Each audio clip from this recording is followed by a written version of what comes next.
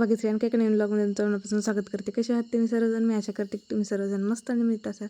तर मागच्या ब्लॉगमध्ये तुम्ही पाहिले की आम्ही नवी दिल्ली रेल्वे स्टेशनला आलो होतो. आता इथून पुढे आम्ही कुर्डवाडीपर्यंत पोहोचेपर्यंतचा ब्लॉग शेअर केलेला आहे मी. स्किप न करता पहा. तर आलो ट्रेनमध्ये चढलोय, बसलोय. इकडचा पूर्ण खाली आहे आणि पाठीमागच्या साईडला आहेत बघा आमचे सेट. इथे बसले ती इशू हर्षू आणि यांचं आल्या आल्या चालले हातरायचं बांगरायचं आणि जेवण करायचं त्यांचं बिस्किट खायचं चाललंय. आलोय आम्ही आणि बघा यांचं खायचं चाललंय आणि जेवण करून घ्यावं म्हणलं. त्याच्यानंतर मग इथलं आवडता येईल टाकता येईल तर निघेल थोड्या वेळात ट्रेन. बोलते तुम्हाला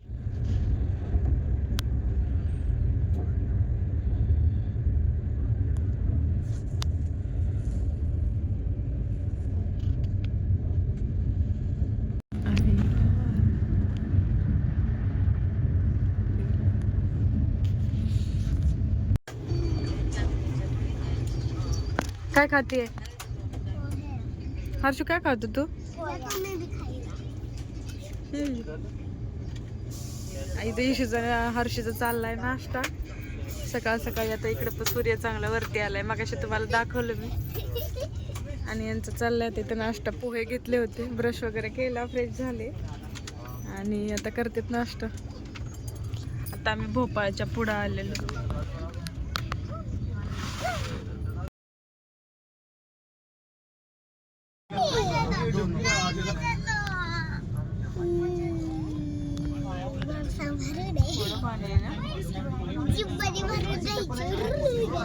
तर मग दुपारी आहे ना, आमच्या शेजारच्या सीटवरती सगळेजण आलेलेच होते. तर मग ईशू हर्षू आहे ना, ते शेजारची दिदी आणि ते भैयाबरोबर खेळत होते. चांगले रमून गेले होते. मुलं खेळायला असले की ते म्हणजे मस्त रमून जातात. तर अशा पद्धतीने खूप छान असा प्रवास आमचा झाला. तर हे आलं होतं आता बुऱ्हाणपूर. तुम्ही ऐकलं जसं MP मध्ये पडते लास्टला. त्याच्यानंतर मग महाराष्ट्र चालू होते आपला.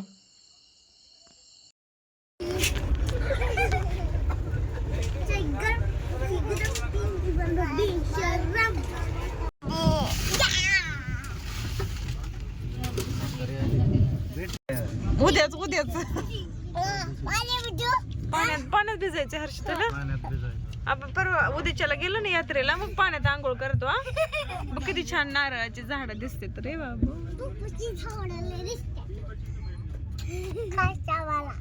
काय खायचं? नारळ काढून ठेवले तर मामाने नारळ. सांग आता उतरणार का हिशोब? हर्षाचं काय चालू झालं? गाणं म्हणतं का? हाय का सगळ्यांना? हा हा.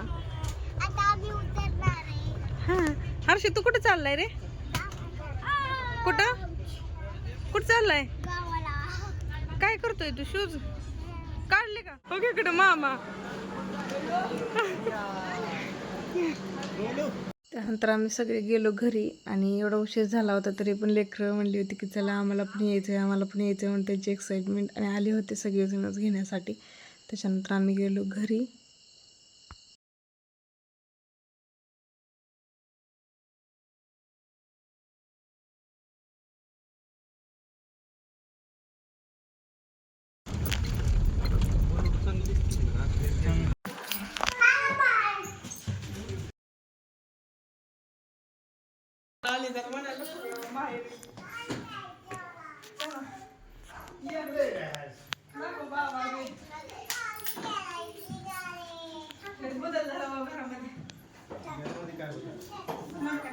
फ्रेश वगैरे झालो आणि आता जेवण करायला लागले सगळेजण. तर जेवण झाल्यानंतर मग बोलते तुमच्याशी मी. या ब्लॉगचं करते. व्हिडिओ आवडला तर लाईक शेअर सबस्क्राईब करायला विसरू नका. भेटूया नवीन ब्लॉगमध्ये.